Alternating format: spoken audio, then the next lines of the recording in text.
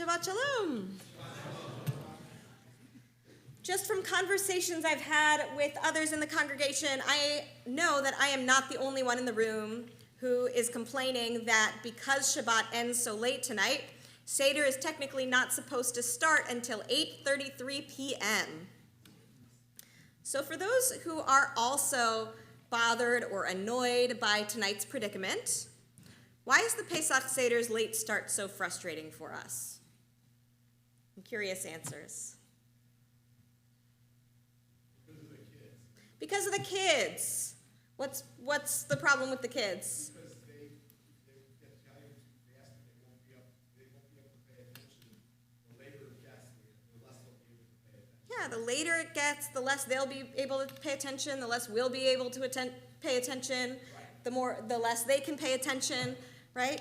But technically, our kids aren't obligated in the Passover Seder. Well, at least the Seder I've done over the last 3 years, we don't eat it until it's like 2 or 3 hours before we get it. Yeah. By the time we do all the little ritualistic snacking, we're starving. Yeah, we're really, really hungry by the time we actually get to Seder, right?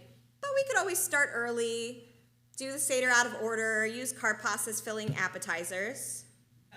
Any other reasons why we might be frustrated or annoyed? You're tired. Yeah. I want to go to bed. Yeah, especially we have to go to shul the next morning. We have Seder again the next day. Absolutely. Lots of really good reasons to be frustrated. But, even if we're tired, we could do the Seder really, really quickly. Like we could rush through everything and then be done very quickly. Right.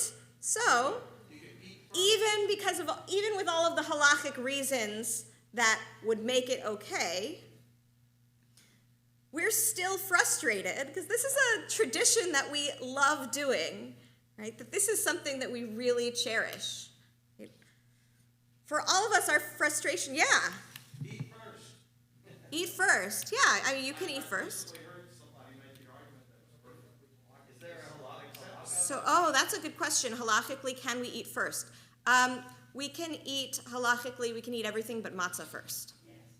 Except, there is a halachic opinion, and many people do hold this tradition, that you're not supposed to eat at all until karpas, from the afternoon until karpas. So when you get home, you eat lunch, and then you're supposed to fast all the way until karpas.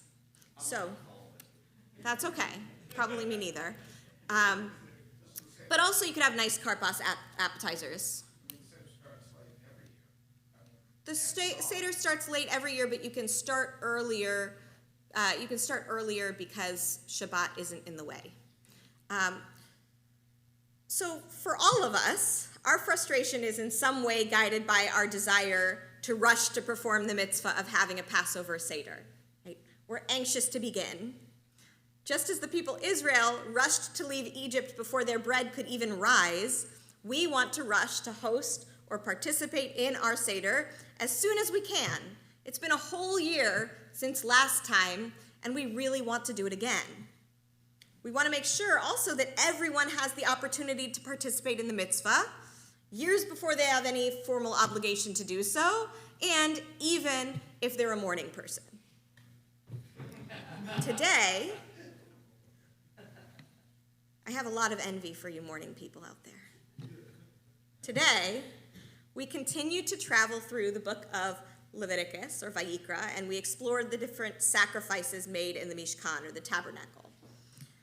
Among those sacrifices, before we read today, Parshat Tzav introduces the mincha, or the meal offering, which is an ancient ritual representation of racing to do a mitzvah. While the mincha offering is prescribed for various purposes, some voluntary, some required, most forms of the mincha offering are based on an ingredient that is accessible and uncomplicated, even over Pesach, unleavened, unprocessed flour. As Baruch J. Schwartz writes in the Jewish Study Bible, this gift offering of grain, before it has fully matured, before the flour can be produced from it, is prepared and offered in the same way as the uncooked offering, and provides a means for approaching God the moment one's grain begins to ripen, when the natural impulse to make an offering is the strongest. In the case of the voluntary mincha offering, the Israelites are encouraged to give as soon as they think about giving. As the mincha offering contains no meat, it is inexpensive enough that even the poorest Israelites may give.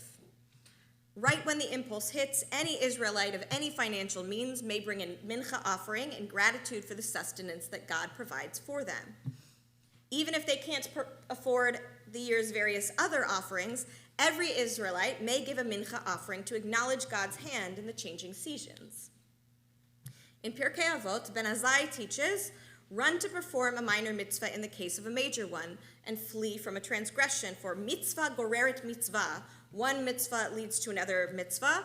One transgression leads to another transgression. For the reward for performing a mitzvah is another mitzvah. The reward for committing a transgression is another transgression. Just as the mincha offering is performed right when the impulse hits, when one is inspired to perform a mitzvah, Ben Azai prescribes speed. The sooner we perform even the seemingly smallest mitzvah, the more likely we are to follow through and then to perform more greater mitzvot in time to come. In order to build a lifestyle conducive to practicing every mitzvah that comes our way, we might start by simply altering our surroundings. To tackle a little bit more prayer each day, we might place a siddur on our bedside table, frame a decorated copy of the bathroom blessing in the hallway, or tape a printout of food blessings on the fridge. We might set alarms for candle lighting and service times to get us ready for Shabbat. We might place a tzedakah box in every room of the house and keep a stash of water bottles and energy bars in the car to give to those we see in need. To set up our temporal space, we might put an hour break into our physical calendar or the calendar on our phones to make sure that we have time to visit someone in the hospital or send in a donation to an organization that presents an ask any time that the opportunity rises. When we prepare our space and our time for mitzvot, we clear the path to run when the opportunity presents itself. If we wait until the bread rises, or if we wait to do that mitzvah until we absolutely have to, we might miss our opportunity. As our friend will heal soon, it might be too late to visit the hospital by the time we make the time. If we sleep in too late, we might miss the Torah service. If we wait to give the person with the sign at the freeway entrance that energy bar or that water bottle, they might not be there tomorrow. Every single one of us encounters infinite mitzvot of all shades within our reach multiple times a day. Regardless of our Jewish experience and knowledge, we are each able to give of ourselves if we only build the habit and the atmosphere of giving right when we're inspired. We're able to tap into the passionate haste that the Israelites embrace as they leave Egypt, and also that passionate frustration that many of us feel today as we wait anxiously for the moment that Pesach can begin far too late tonight. Shabbat Shalom.